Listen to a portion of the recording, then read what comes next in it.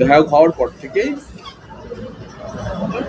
প্রতিদিন সকালবেলায় বাড়িতে নিয়মিত সবার সঙ্গে দেখা করতে, কিন্তু এত মানুষের আসার জন্য, আমার সঙ্গে দেখা করার জন্য তারা দেখা করতে চাইছিলেন। আমার বাড়িতে অত স্থান নেই, বাড়িতে জায়গা সংকুলান হতো না, সেই কারণে আজকে আমি পার্টি অফিসে এসে বসেছি। নিয়মিতভাবে চলবে। আমি প্রতি সপ্তাহে একদিন বা দুদিন স্থানীয় বিধানসভা এবং জেলার মানুষের সঙ্গে সিউড়িতে এসে দেখা করব, তাদের সমস্যাগুলি যা আছে সেই সমস্যাগুলি সমাধানের চেষ্টা করব। সব সমস্যা আশু সমাধান সম্ভব নয়, বহু সমস্যা দীর্ঘদিনের, বহু সমস্যা 20-25 বছরের সমস্যা, কিন্তু মানুষের প্রত্যাশা এই যে এক্ষুনি এসে 1 মাসের মধ্যে, 2 মাসের মধ্যে, 1 দিনের মধ্যে সব সমস্যার সমাধান হয়ে যাবে, সেটা হবার না। তাই আমার কাছে যারা আসছে, মুখ্যমন্ত্রী জনতার দরবারেও তাই হচ্ছে, প্রচুর মানুষ আসছেন, কিন্তু আমরা প্রত্যেকটি অভিযোগকে মন দিয়ে শুনে সেই অভিযোগগুলি নিয়ে আমাদের তো পক্ষ থেকে একজন বিধায়ক হিসেবে, একজন মন্ত্রী হিসেবে যা করণীয় আমি তা করব। এই প্রয়োগ সারা পশ্চিমবঙ্গেই চলছে, আমাদের সমস্ত মন্ত্রীরা করছেন, এবং আপনারা হয়তো দেখবেন না যে আগের যে জমানা ছিল সেই জমানাতে এভাবে নিয়মিতভাবে মানুষের সঙ্গে দেখা সাক্ষাৎ করে তাদের অভাব অভিযোগের কথা লিপিবদ্ধ করে সরকার প্রয়াস করেছে সামগ্রিকভাবে, শাসকীয়ভাবে। তো সেটা আমরা শুরু করেছি, যাতে মানুষের উপকার হবে বলে আমরা মনে করছি। হোয়াটসঅ্যাপ নাম্বারে কীরকম আছে রেসপন্স? অজস্র নাম্বার আসছে, এবং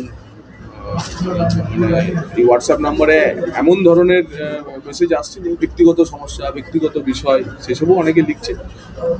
অনেকে একটা নাম্বার পেয়েছেন বলে মনের কথাও লিখে দিচ্ছে, কিন্তু বিধায়কের একটি পাবলিকলি থাকা হোয়াটসঅ্যাপ নম্বরে কি লিখতে হয়, কোন সমস্যার সমাধান একজন বিধায়ক করতে পারেন, কোনটা বিধায়কের বিষয় না, মানুষের অনেক সময় সেই ধারণাও থাকছে না। কিন্তু প্রতিটি মানুষ তার ব্যক্তিগত সমস্যা থেকে, মানে একেবারে নিজস্ব সমস্যা থেকে শুরু করে সব কিছু মানুষ জানাতে চাইছেন, পাড়ার সমস্যা, এলাকার সমস্যা জানাতে চাইছেন। এটা একটা আশার কথা, মানুষের এত প্রত্যাশা রয়েছে, আমরা চেষ্টা করছি সবগুলিকে অ্যাড্রেস করার, কিন্তু প্রতিদিনের ওই হাজার হাজার হোয়াটসঅ্যাপ মেসেজের আমাদের ব্যক্তিগতভাবে জবাব দেওয়া সম্ভব হচ্ছে না, কিন্তু আমরা সমস্তটাই রেকর্ড করে রাখছি, লিপিবদ্ধ করে রাখছি। আমরা প্রশাসনকে বলছি, থানাকে বলছি, যেমন যেমন প্রয়োজন হবে তেমনি তেমনি করব। হোয়াটসঅ্যাপের যে নাম্বারটি, সেটা আমাদের কাছে পৌঁছানো, তাদের কথা জানানোর একটি মাধ্যম, কিন্তু সঙ্গে সঙ্গে হোয়াটসঅ্যাপে অনেকে লিখছেন আপনার কোনো জবাব পেলেন না। হোয়াটসঅ্যাপে সঙ্গে সঙ্গে এভাবে জবাব 2000-3000 প্রতিদিন মেসেজ আসছে, তো 2000-3000 মেসেজে প্রতিদিন জবাব দেওয়ার জন্যই অন্তপক্ষে 5-6 ঘন্টা লেগে যাবে। তো একটা মানুষ তো একসঙ্গে একজন একটা মেসেজ পাঠিয়ে দিলেন, কিন্তু একটা ফোনে যখন 2000 মেসেজ জমা হচ্ছে, সেই মেসেজের জবাব দিতে গেলে সারাদিন একটা 8 ঘন্টা লেগে যাবে। তাই প্রতিটি বিষয় লিপিবদ্ধ করে যেগুলি প্রণিধানযোগ্য সেগুলি করে আমরা অ্যাড্রেস করার চেষ্টা করছি। সরকারের ব্যাপক বিনিয়োগ শুরু হয়েছে শিল্পের ক্ষেত্রে, একের পর এক শিল্প বিনিয়োগের হচ্ছে আমূল হোক, স্যান্ডস্টিল বা এবং সিও কল্যাণ। মাননীয় মুখ্যমন্ত্রী শিল্পপতিদের সঙ্গে দেখা সাক্ষাৎ করে তাঁর শিল্পনীতির মূল নির্যাসটি বলেছেন, এবং এই শিল্পনীতির মূল নির্যাসটি মুখ্যমন্ত্রী শিল্পকর্তাদের বলেছেন যে আপনাদের দায়িত্ব আপনাদের ইউনিটের ভেতরে, শিল্প সংস্থার ভেতরের পরিস্থিতিকে সামাল দেওয়া এবং উৎপাদনে মন দেওয়া। আমাদের দায়িত্ব শিল্প সংস্থার বাইরেটা সামলে দেওয়া। গত 34 বছর এই শিল্প সংস্থার বাইরে ইউনিয়নের দাপাদাপি, আর গত 15 বছর এই প্রতিটি ইউনিটের বাইরে সিন্ডিকেট কাটমানির দাপাদাপিতে পশ্চিমবঙ্গে শিল্পে আসেনি, বিনিয়োগ পিছিয়ে গেছে, লগ্নিকারীরা ভয় পেয়ে চলে গেছে। তাই সরকার হিসাবে আমাদের দায়িত্ব, শিল্প কারখানার ইউনিটের বাইরের দায়িত্বটা সরকারের, ভেতরের দায়িত্ব শিল্প সংস্থা। আমরা আইন শৃঙ্খলা দেখব, আইনের শাসন দেখব, কাটমানি সিন্ডিকেট বন্ধ করব, শিল্প সংস্থা প্রাণোচ্ছল হয়ে শিল্প উৎপাদন করবে। এই মন্ত্রেই আপনারা দেখেছেন 2 মাসের সরকারে আমরা যা দেখেছি, যা লাইন আপ রয়েছে। মুখ্যমন্ত্রী এখন শিল্প সংস্থাগুলিকে উদ্বোধনের ডেট দিতে পারছেন না।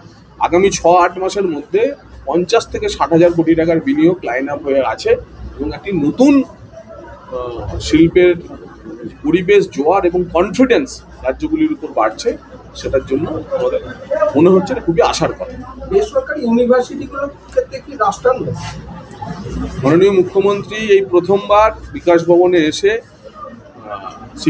শিক্ষা দপ্তরের সঙ্গে বৈঠক করেছেন, তার পর্যালোচনা করেছেন। সেখানে কেন্দ্রীয় শিক্ষা আধিকারিকরা ছিলেন, শিক্ষা মন্ত্রকের, এবং সেখানে তিনি স্পষ্ট বলেছেন, গতকালই শিক্ষা দপ্তরের অতিরিক্ত মুখ্য সচিব শ্রী বিনোদ কুমার অডিটর জেনারেল সিএজিকে চিঠি লিখে প্রত্যেকটি 31টি বিশ্ববিদ্যালয় এবং 500 ততাধিক কলেজকে সিএজি অডিট করার অধীনে আনতে বলেছে।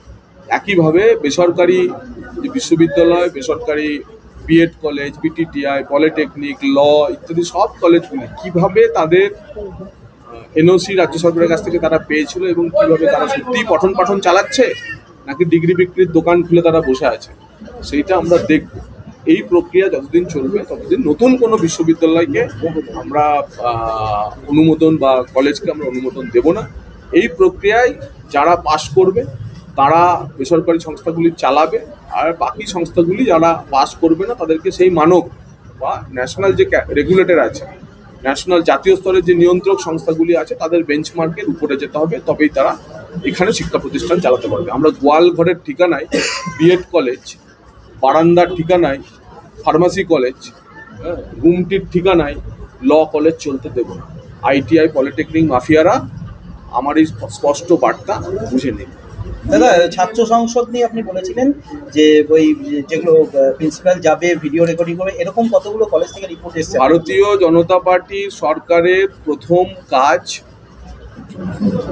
সরকার পোষিত কলেজ বিশ্ববিদ্যালয়ে ছাত্রছাত্রীকে ফেরানো, আরও তাদের জন্য আকর্ষণীয় করে তোলা। আগে ছাত্রছাত্রীদের জন্য কলেজ পরিসর, কলেজ ক্যাম্পাস আকর্ষণীয় হলে তারপরে ছাত্র। যে একজন বাবা এসেছিলেন আপনার কাছে, যার মেয়ে হারিয়ে গেছে, অমৃতা সিংহ। আমাদের আমি স্থানীয়ভাবে পুলিশ সুপারের সঙ্গে এবং সিআইডির মিসিং স্কোয়াডের সঙ্গে বরাবর যোগাযোগ রেখে চলেছি।